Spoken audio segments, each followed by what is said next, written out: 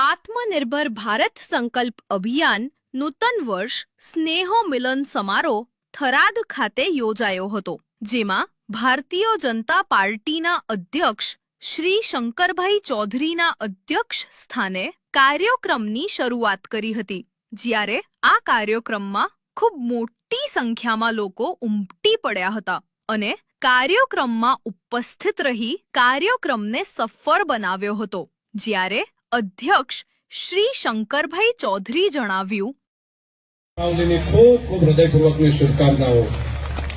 બધાને દિવાળીના જાજા જાજા રામ રામ.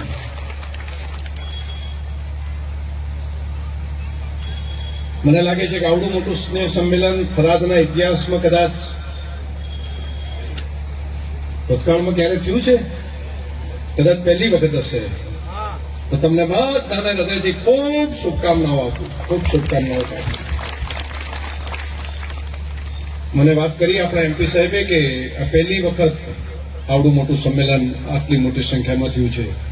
એમણે એ પણ કીધું મને કે કદાચ ચૂંટણીઓ હોય ને ત્યાં ચૂંટણીની સભાએ આવડી મોટી થરાદની ક્યારેય નથી થઈ. એવડી મોટી સંખ્યામાં પહેલી વખત થરાદવાસીઓ આજે આવ્યા છે. ત્યારે નવા વર્ષમાં તમને ઈશ્વર ખૂબ શક્તિ આપે અને દરેક રીતે પ્રગતિ કરો એવી તમામ થરાદવાસીઓને હૃદયપૂર્વકની ખૂબ શુભકામનાઓ. આપણા માટે વર્ષો સુધી જેમણે અહીંયા વિધાનસભાની અંદર પ્રતિનિધિત્વ કરીને, લોકસભાની અંદર પ્રતિનિધિત્વ કરીને રાજ્ય સરકારના મંત્રી તરીકે અનેક વિકાસના કામો આપણા થરાદના કર્યા છે, એવા આપણા વડીલ આગેવાન, આપણા નેતા આદરણીય શ્રી પરબતભાઈ પટેલ સાહેબ, સાથે આપણા સતત થરાદની અહીંયા ચિંતા કરતા આપણા સુખ દુઃખના સાથી માન્ય શ્રી કનુભાઈ વ્યાસ, સાથે આપણા ડીડીભાઈ, અમારા દરજીજી, સાથે અર્જુનસિંહ બાપુ, કમલેશભાઈ, અજયભાઈ ઓઝા અને અમારી આખી ટીમ. આજે હાજીબેન જોઈને ખૂબ રાજીપો છે.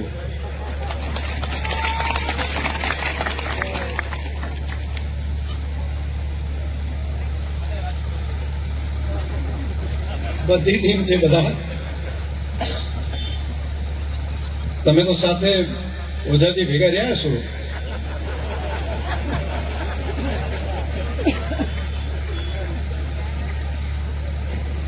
પરંતુ તમને બધાને જોઈને ખૂબ સંતોષ થાય છે. અંદરથી એમ થાય કે વિકાસનું કામ આપણે હાથ ઉપર લીધું હતું અને આજે 2.5 વર્ષ મારા ધારાસભ્ય તરીકે પૂરા થાય છે. આપણા થરાદમાં તમને આમ તમે જે ઈશ્વરને માનતા હોય, જેને માનતા હોય, જે માતાજીને માનતા હોય, જે ભગવાનને માનતા હોય, એની સાક્ષીએ મને એક વાતને રાખવો કે 2.5 વર્ષમાં આપણું થરાદ વિકાસની ગતિથી બદલાયું છે. અને જો બદલાયું હોય તો હાથ ઊંચા કરો અને તો તાલી પાડો જો સાથે. તો મને ખબર પડે કે ખરેખર કામ કરું છું તો બરાબર છે, બરાબર.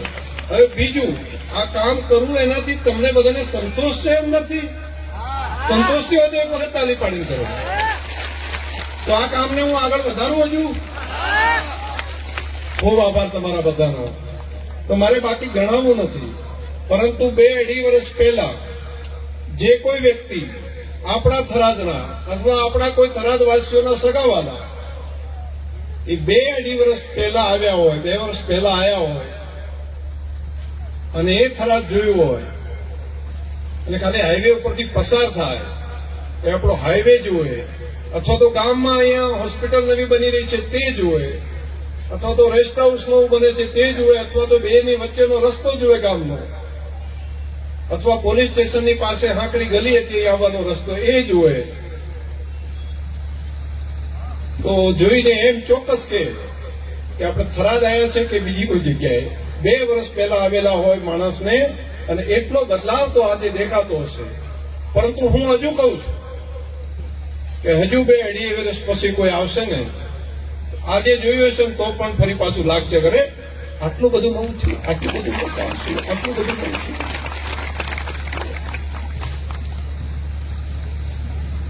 આપણું થરાદ અનેક રીતે આગળ વધી રહ્યું છે.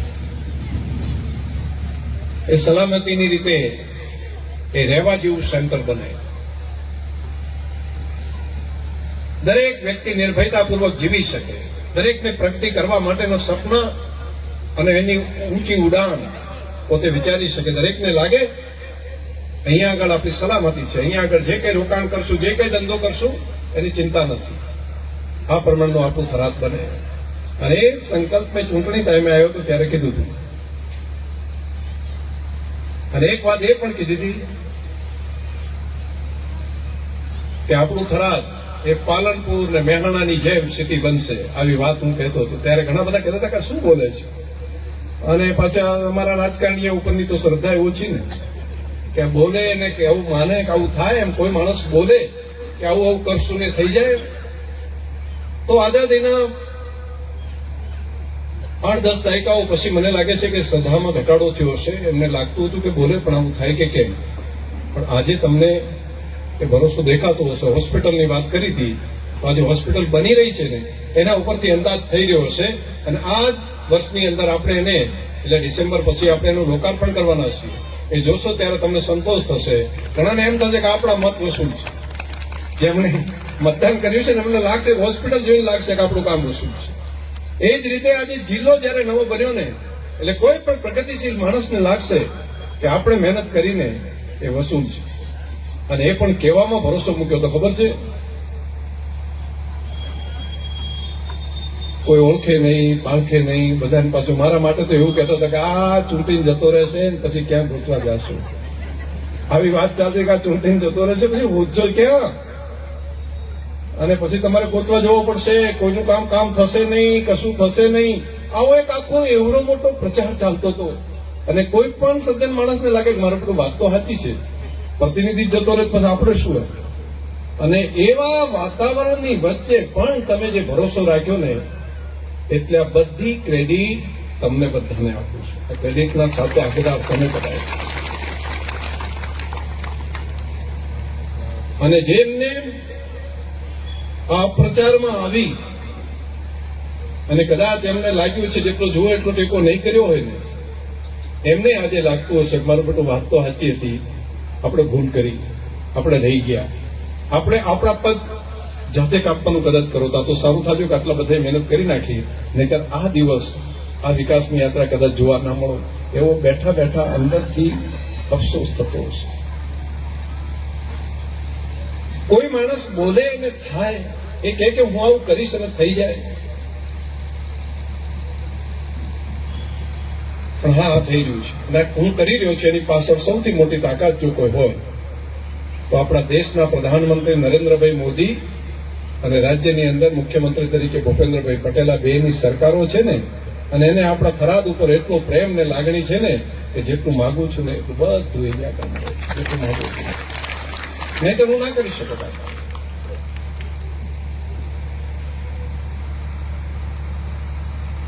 પણ આ બધો જસ આપવું, આ ક્રેડિટ આપવું તો હું મારા વિસ્તારના પ્રજાજનોને આપું છું.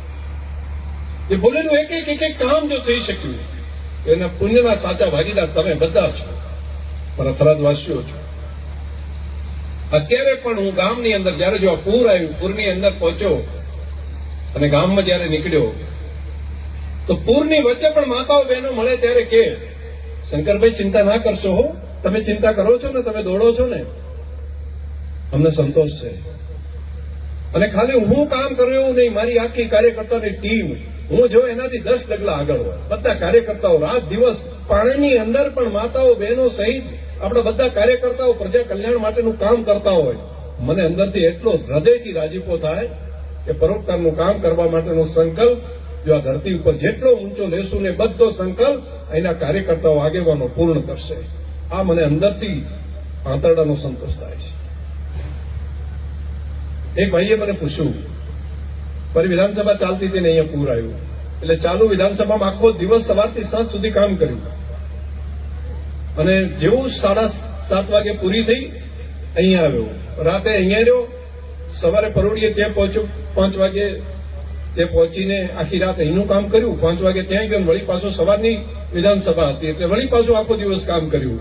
મને કોઈએ કીધું કે શંકરભાઈ દિવસે અહીંયા કામ કરતા હતા, રાતે તમે થરાદ હતા, થરાદ જઈને ફરી પાછા આખો દિવસ અમારા કેમેરા તમારા ઉપર મંડાયેલા જ છે, અને સદાય તમે કામ અહીંયા આગળ કઈ રીતે કરો છો? અને બીજો પ્રશ્ન એમણે પૂછ્યો કે તમે વિધાનસભા પૂરી થયા પછી પણ તમે ના જઈ શકો? એટલે મેં એમને કીધું, મેં કીધું એ તો મારું પરિવાર છે ને. એટલે ત્યાં સુધી અમને ના સમજાયું. મેં કીધું તો મારું પરિવાર છે ને, તમને ના સમજાયું એટલે મેં એક વાર્તા કીધી. બહુ સારા પત્રકાર હતા, તમને બધાને કહું છું, હું એ રીતે વિચાર કરું છું. મેં કીધું એક દીકરી, એ 10-12 વર્ષની દીકરી એના 6 વર્ષના ભાઈને પોતાના ખભામાં તેડીને જતી હતી, માંડ માંડ ચાલી શકે એવી સ્થિતિ એની. એટલે કોઈ આવીને કીધું કે અરે તું આટલી નાની છે ને, તું આને તેડીને જાય છે, તું તો તેડીએ કેમ જ નથી, તને થાક નથી લાગતો? તો એને એવું કીધું, મારો ભાઈ છે ને. એટલે ફરી પેલા ને સમજે, નાના પણ તને એવું નથી લાગતું, તને થાક નથી લાગતો? એને કીધું ના પણ એ તો મારો ભાઈ છે ને. એટલે ભાઈનો ભાર ના હોય, ભાઈનો ભાર ના લાગે. એટલે મેં પણ એને કીધું આ તો મારું પરિવાર છે ને, મારા પરિવાર ઉપર કોઈ આફત આવી હોય તે દિવસે મને શેની ઊંઘ આવે, તે દિવસે મને થાક શેનો લાગે? મારું થરાદ તો મારું પરિવાર છે, મારું કુટુંબ છે, અને એના ઉપર જે દિવસે આફત આવી હોય તે દિવસે હું મારું શરીર, મારું મન, મારી બુદ્ધિ, મારો આત્મા બધું અહીંયા હોય. એના માટે એમાં ઊંઘ ના હોય. એના માટે હું જેટલું કામ કરું, પરિવારમાં કોઈને પણ આફત આવે ત્યારે દોડીને બધા પહોંચી જ જાય છે ને. તો મારું થરાદ તો મારું પરિવાર છે. એની આફતની અંદર હું એમ કહી શકો કે ના હું તો ધારાસભ્ય અધ્યક્ષ છું, તો અધ્યક્ષ તરીકે ત્યાં મારું કામ છે, ડ્યુટી છે, તો હું નહીં, મારું એ ડ્યુટી છે એ પૂરી કરીશ. હું રાતની હું બંધ કરીશ, હું મારી ત્યાંની ડ્યુટી પણ પૂરી કરીશ, હું મારું આ કર્તવ્ય પણ કરીશ. અને એ જ ભાવ સાથે આપણા થરાદવાસીઓના પડખે આવીને જે અમારાથી બને એટલું, જે વર્ષોથી આપણે ત્યાંથી દિવસો મહિનાઓ નીકળે તો પણ પાણી ના નીકળતું હોય, એ ગણતરીના દિવસોની અંદર કઈ રીતે નીકળી શકે એના માટે પૂરી મહેનત, પૂરું આયોજન, પૂરું પ્લાનિંગ સાથે તમે થરાદવાસીઓ જાતે જોયું છે, તમે અનુભવ્યું છે. અને એટલું જ નહીં, એના માટે જે આફતમાં બેઠા એને જમવાનું કઈ રીતે જમતા હશે, એની લાઇટનું કઈ રીતે જલ્દી પહોંચાડવું, અને તૈયાર પાણી કાઢ્યા પછી એની સફાઈ માટે અહીંયા જ નહીં, એક અમદાવાદ કોર્પોરેશનની ટીમ એને અહીંયા લાવીને સફાઈના કામે કઈ રીતે લગાડવું કે મારું થરાદ સ્વચ્છ અને ચોખ્ખું થાય, એમાં કોઈ બીમારી ના આવે, એમાં કોઈ રોગચાળો ના આવે, તો કોઈને માદું ના પડવું પડે. એના સુધીનું ધ્યાન જે ભગવાને જે બુદ્ધિ શક્તિ આપી છે પૂરી આપણા થરાદવાસીઓ માટે કરી છે. અને માત્ર અહીં જ નહીં, આપણા વિસ્તારના ગામડાઓ માટે પણ. તો આ ત્યારે જ થતું હોય છે જ્યારે પોતાનું ગણીએ છીએ, જ્યારે પોતાનો પરિવાર ગણતા હોય છે ત્યારે થતું હોય છે. અને હું કંઈ કરું છું તો મોટાઈ નથી કરતો, હું કંઈ નવું નથી કરતો. હું જેટલું કામ કરું છું એના કરતા મને સવાયો પ્રેમ ને લાગણી મારું થરાદના એક એક વડીલો આપે છે, કે માતાઓ બહેનો પોતાનો ભાઈ આવ્યો હોય ને, પોતાનો દીકરો આવ્યો હોય ને, એ જ પ્રમાણનો પ્રેમ જ્યાં પણ મળું ત્યારે આવ ભઈલા, આવ દીકરા, આ જ ભાવ રાખે છે. એ જ યુવાનોની ઉર્જા જોઉં છું ત્યારે મારું કામ કરવા માટેનો ઉત્સાહ વધી જાય છે. અને લાગે છે કે ખપી જઈએ આપણા થરાદ માટે, એટલું કામ કરીએ કે આપણને ભગવાને જે બુદ્ધિ શક્તિ આપી પૂરી તાકાત લગાડીએ. અને માત્ર થરાદ એક નાનકડું શહેર કે તાલુકો નહીં, પરંતુ આપણા થરાદને એ સપના જોઈએ કે જેને કલ્પના લોકોએ ન કરી હોય, જે સપના લોકોએ ન જોયા હોય, એટલા સપનાને સાકાર કરવાનું અહીંયા કરીએ. માત્ર જિલ્લો બની જાય એટલે પૂરું એવું નહીં. જિલ્લો એ રીતનો હોય કે આપણું ડેવલપ ગુજરાત, આખા દેશમાં સૌથી ડેવલપ ગુજરાત છે, પરંતુ ગુજરાતની અંદર કોઈને જોવું હોય તો ઉદાહરણ રૂપે એમ કહેવાય, વિકાસ જોવો હોય તો થરાદ જાઓ. અને એ પ્રમાણનો થરાદનો વિકાસ એ મારું સપનું છે. અને હું એ સપનું એટલા માટે જોઉં કે આવતીકાલ આપણા થરાદવાસીઓને, જે આપણા દીકરા દીકરીઓ ભણે છે, જે આજે જન્મ્યા છે, જે નાના મોટા છે, અહીંયા અભ્યાસ કરે છે, એમની આવતીકાલ કેટલી ઉજળી હોય, એ કઈ રીતે આગળ વધે, એના સપના કઈ રીતે સાકાર કરવા. માત્ર 1-2 વર્ષનું વિચારીને નહીં, પરંતુ ધરતી ઉપર આપણે જયારે ન હોઈએ ત્યારે પણ લોકો સુખ ચેનથી જીવી શકે એ રીતનું થરાદ બનાવવાનું કર્તવ્ય આપણું છે. આપણને માલિકે જયારે જવાબદારી સોંપી છે, આપણને ઈશ્વરે જયારે જવાબદારી સોંપી છે, તો એ જવાબદારીને આપણે એ રીતે પૂર્ણ કરીએ કે એના આશીર્વાદ સદૈવ આપણા વિસ્તાર ઉપર થાય. એ શિક્ષણનું કામ હોય તો અહીંયા એવા ઇન્સ્ટિટ્યૂટ શિક્ષણના ઉભા કરીએ કે અહીંથી ભણવા માટે કરીને અમદાવાદ કે બહાર કોઈને પાલનપુર કે ત્યાં ના જવું પડે. અહીં જેવા શિક્ષણના એજ્યુકેશનના ઇન્સ્ટિટ્યૂટ ઉભા કરીશું. અહીંયા જ દીકરા દીકરીઓને એ પ્રમાણની તાલીમ, એ પ્રમાણનું શિક્ષણ મળતું હોય કે જેથી દરેકને આગળ વધવાનો મોકો મળે. આપણે સીમા ઉપર, સરહદ ઉપર આવ્યા. આપણે દેશની અંદર, રાજ્યની અંદર શેખ સરહદ ઉપર છીએ, એટલે વિકાસ ત્યાં પહોંચતા પહોંચતા વાર લાગે, સ્વાભાવિક છે. પરંતુ એમ માની લઈએ કે સીમા ઉપર છીએ એટલે આપણે છેલ્લે રહેશું, ના, એવું નહીં થાય. ભલે સરહદ ઉપર હોઈએ, પરંતુ કંઈક એવું કરીએ કે જેથી કરીને આવતીકાલ આખા રાજ્યની અંદર સૌથી અગ્રહરોળનો વિસ્તાર તરીકે આપણો વિસ્તાર પહોંચી શકે. અને એના માટે ઇન્ફ્રાસ્ટ્રક્ચર તો એક કામ છે, સલામતી તો એક કામ છે, પરંતુ શિક્ષણ સૌથી મોટું અમોઘ શસ્ત્ર છે. અને શિક્ષણની અંદર એવા ઇન્સ્ટિટ્યૂટ લાવવા જોઈએ કે બાકી જગ્યાએ ન હોય, જેમાંથી ભણીને તૈયાર થાય એટલે લોકોની ડિમાન્ડ એની સામે હોય, એમ કહેતા હોય આવો અમારે ત્યાં, આવો. એના માટે નોકરી શોધવાની જરૂર ના પડે. તો એવું ઘણું બધું છે દુનિયામાં. અને જે દુનિયાની અંદર બદલાઈ રહી છે, દુનિયા જેની આવતીકાલ હવે બનવાની છે, એની અત્યારથી તૈયારી કરવાનું ચાલુ કર્યું છે. તો એક બાજુ એ ઇન્સ્ટિટ્યૂટ ચાલુ કરવા માટે એ ભારત સરકારના હોય, બહારથી હોય, બહારથી અલગ અલગ કંપનીઓને લાવીને ઇન્વોલ્વ કરીને આપણે કામ કરાવવાનું હોય, કે રાજ્ય કે કેન્દ્ર સરકારને લાવવાના હોય. એ બધાના સાથેનો એક ડ્રો ડિઝાઇન બનાવી છે. અને માત્ર 8-10 વર્ષના સમયગાળામાં જે સપનું આપણે વિચાર્યું ના હોય એ પ્રમાણનું થરાદ આપણું અનેક રીતે આગળ વધી જાય, અનેક રીતે આગળ વધી જાય. અને ત્યાં આગળ આપણે બધા વિચાર કરતા રહીએ કે અરે આપણું થરાદ આ પ્રમાણે બની શકે છે. હા, બની શકે. અને એનો પાયો નાખવાનું કામ એ અત્યારે ચાલી રહ્યું છે. અને તમારા બધાના જે આશીર્વાદ છે, તમારા બધાની જે શુભેચ્છાઓ છે, તમારા બધાનો જે સહયોગ છે, એને કારણે આ કામ થઈ શક્યું છે. પરંતુ આ કામ માત્ર સરકાર એકલી ના કરી શકે, માત્ર જનપ્રતિનિધિ એકલો ના કરી શકે, માત્ર મત આપીને પૂરું કરી દીધું એટલાથી ના થાય. આ વિકાસની યાત્રામાં બધાએ જોડાવવું જોઈએ, એના ભાગીદાર થવું જોઈએ. અને સપનો જો એક સાથે આપણે જોઈ અને આપણા વિસ્તારને આગળ વધારવો હોય તો એક નાગરિકે એની અંદર પોતાનું યોગદાન આપવું પડે. દાખલા તરીકે એક કામ આખા વિસ્તારને હરિયાળો બનાવવો હોય તો શું કરી શકાય? શું આપણે વૃક્ષારોપણના કામમાં આપણે બધા ના જોડાઈ શકીએ? આપણે કરી શકીએ. જો ટુરિઝમના વિશ્વના નકશા ઉપર જો આપણે બનાવવું હોય, પહોંચાડવું હોય, તો આ કામ કરવું પડશે. અહીંયા જીવે એવી વ્યવસ્થા બનાવવી પડશે. દુનિયાના લોકો અત્યારે રાહ જોઈને બેઠા છે. એમને ચોખ્ખી હવા જોઈએ છે, ચોખ્ખો ખોરાક જોઈએ છે. અને એટલા માટે જે બદલાયેલા એન્વાયરમેન્ટની અંદર એગ્રો ફોરેસ્ટ્રી માટેનું સેન્ટર એ આપણો વિસ્તાર બની શકે એવું છે. મેં અત્યારે સર્વે માટેની ટીમ લગાડી છે. કોઈ જગ્યાએ એગ્રો ફોરેસ્ટ્રીનો કન્સેપ્ટ નથી થયો કે ખેતરની અંદર જઈ અને ટુરિઝમ ડેવલપ કરી શકાય. અને નજીકના સમયની અંદર જો સમય મળ્યો અને તમારા બધાના આશીર્વાદ રહ્યા તો ગુજરાત સરકારની અંદર એ પોલિસી પણ આવશે કે જેની અંદર હોમ સ્ટે દ્વારા ખેતરમાં રહીને પણ માણસ પોતે વર્ષે દાડે 2-5 લાખ રૂપિયા, 10 લાખ રૂપિયા કમાઈ શકે. અને દુનિયાના ટુરિસ્ટો અહીંયા આવે અને ખેતીની સાથે જેમ ખેતીનો ધંધો છે, પશુપાલન છે, એવો જ ટુરિઝમનો વ્યવસાય થાય. અને ટુરિઝમ એવું છે કે જેથી કરીને ગાડી ચલાવવા વાળાથી કરીને રોજગાર ધંધા, બાકીના વેપાર ધંધા બધું આના કારણે કરીને આખું બદલાઈ જાય. આ થીમ અહીંયા શક્ય છે. કેમ? આપણે મોટા ભાગના લોકો ખેતરમાં રહે છે, બાકી જગ્યાએ આવું નથી. તો આ એક ઓપોર્ચ્યુનિટી છે. જે સંજોગો છે એની અંદર જ આ વ્યવસ્થા ઉભી કરવી પડે અને એ શક્ય છે. અને મેં દુનિયા જોઈ છે, જોયા પછી તમને કહું છું. આખું સ્વિટ્ઝરલેન્ડ શેના ઉપર ચાલ્યું? ટુરિઝમ ઉપર ચાલ્યું. આખું સિંગાપુર શેના ઉપર વર્લ્ડની અંદર સૌથી સારો પાસપોર્ટ બની શક્યો? ટુરિઝમ ઉપર બની શક્યો. અરે તમે દુબઈ જેવો વિસ્તાર જે રણ પ્રદેશ હતો શેના કારણે આગળ વધ્યો?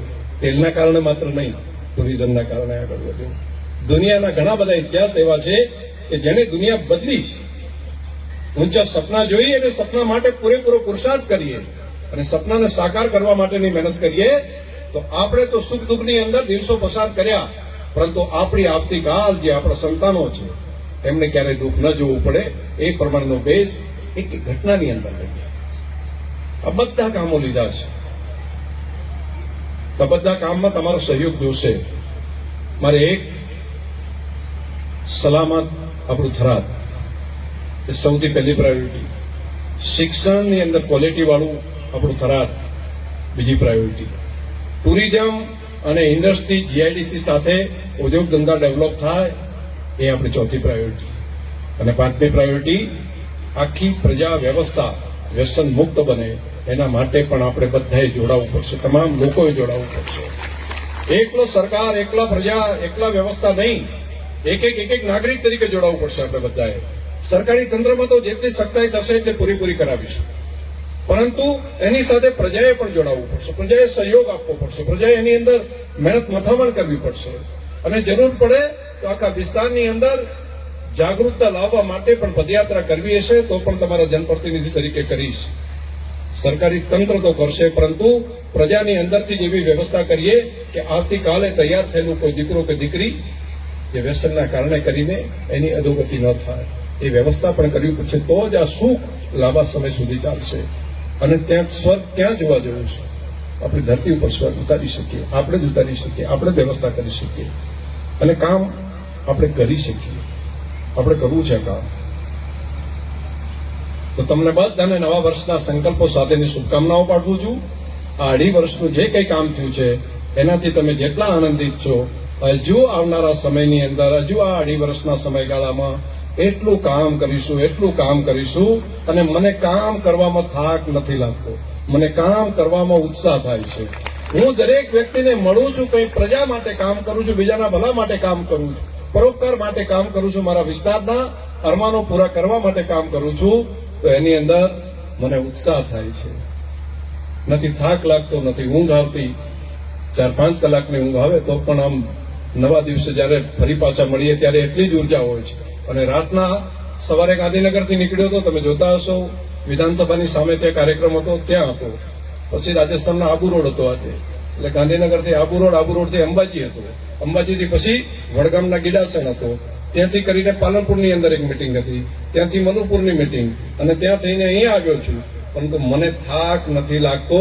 એનું કારણ જો કોઈ હોય તો તમારા આશીર્વાદ છે, તમારા બ્લેસિંગ છે. ઘણા લોકો મોઢેથી નથી કહી શકતા, પરંતુ અંદર બેઠા તો કહે છે કે સારું કરવા વાળાનું સારું થતું. અને બ્લેસિંગ નાની વાત નથી. એ માતાઓ બહેનો પણ જયારે મળે ત્યારે અમારો પોતાનો ભાઈ આવ્યો એ જ રીતે ભૂમણા લેતા હોય છે, ઓવારણા લેતા હોય છે. કેટલું અંદરથી એ થતું હોય, આપણા મનની અંદર થાય કે હું કેટલી બધી બહેનોનો ભાઈ છું. એ વડીલો જયારે મળતા હોય ત્યારે અંદરથી થાય હું કેટલા પરિવારનો દીકરો છું. અને આવું કોણ ભાગ્યશાળી કોણ હોઈ શકે કે જેને આટલો પ્રેમ ને લાગણી મળે? તો મારે તો મારું જીવન જે છે, ભગવાને મને જે કંઈ આપ્યું, ઈશ્વરે આપ્યું છે, તો બુદ્ધિ શક્તિ જે કંઈ છે એ મારા વિસ્તાર માટે ખર્ચું, પરોપકાર માટે કરું, અને દરેકને સાથે રાખીને ચાલવું છે. દરેકનું કલ્યાણ થાય એ સંકલ્પ છે, દરેક ભલું થાય. શરીર આપણું છે ને, તો શરીરની અંદર જો આપણે ખાલી એક હાથ મજબૂત થઈ જાય અને પગ પતળો રહી જાય તો સંપૂર્ણ શરીરનો વિકાસ નથી. એના માટે તો દરેકનો વિકાસ થવો પડે. હાથ પણ વિકાસ થાય, માથાનો પણ વિકાસ થાય, પગનો પણ વિકાસ થાય, દરેકે દરેક આખા શરીરનો વિકાસ થાય. તો આપણા માટે તમામ લોકોનું ભલું થાય, દરેકનું કલ્યાણ થાય. અને જે વધારે ડૂબળું હોય, વધારે મુશ્કેલી હોય, એને થોડું વધારે વ્યવસ્થા કરવી પડે. માં પણ એવું કહેતી હોય છે, પોતાનો જે દીકરો વધારે ડૂબળો હોય તો એને થોડું દૂધ વધારે આપતી હોય છે. એ જ ભાવ સરકાર તરીકે ન બનાવો. તો આપણો વિસ્તાર પણ જ્યાં જ્યાં ખામીઓ રહી છે, જ્યાં જ્યાં ત્રુટીઓ છે એને ઠીક કરીશું. હજુ પણ આવનારા સમયમાં નવા સંકલ્પો સાથે નવા કામ કરીશું. આપ સૌએ ખૂબ પ્રેમ ભાવથી મને સાંભળ્યો, એના માટે આભાર. ઈશ્વરને પ્રાર્થના કરું છું, મા જગદંબાને પ્રાર્થના કરું, ધરણીધર શામળાને પ્રાર્થના કરું, મા નળેશ્વરીને પ્રાર્થના કરું, મા સેણલને પ્રાર્થના કરું. તો મારા વિસ્તારની અંદર તમામ સુખ સમૃદ્ધિ આપજે. નવા વર્ષે એમના સપના જે છે, જે એમના અરમાનો છે, અરમાનો પૂરા કરવા માટેની તો એમને ભક્તિ અને શક્તિ આપ, એવી શક્તિ આપ જેથી કરીને મારો વિસ્તાર સૌથી શ્રેષ્ઠ બની શકે. મને એ બુદ્ધિ આપ, મને એ શક્તિ આપ, મને એ સમજણ આપ કે મારા વિસ્તારના પ્રજાજનોના જે સપના છે, અરમાન છે, એમની આવતીકાલ છે, એને ઉજળી કરવા માટે હું કામ કર્યા કરું. હું માત્ર મારા માટે નહીં, હું મારા વિસ્તાર માટે જીવું, દરેકના કલ્યાણ માટે જીવું. બસ એ જ વાત સાથે નવા વર્ષની તમને બધાને હૃદયથી ખૂબ શુભકામનાઓ પાઠવું છું. બધાને હૃદયથી ખૂબ ખૂબ અભિનંદન પણ પાઠવું છું. ફરી આપ સૌનો હૃદયથી આભાર. બોલો ભારત માતા કી, ભારત માતા કી.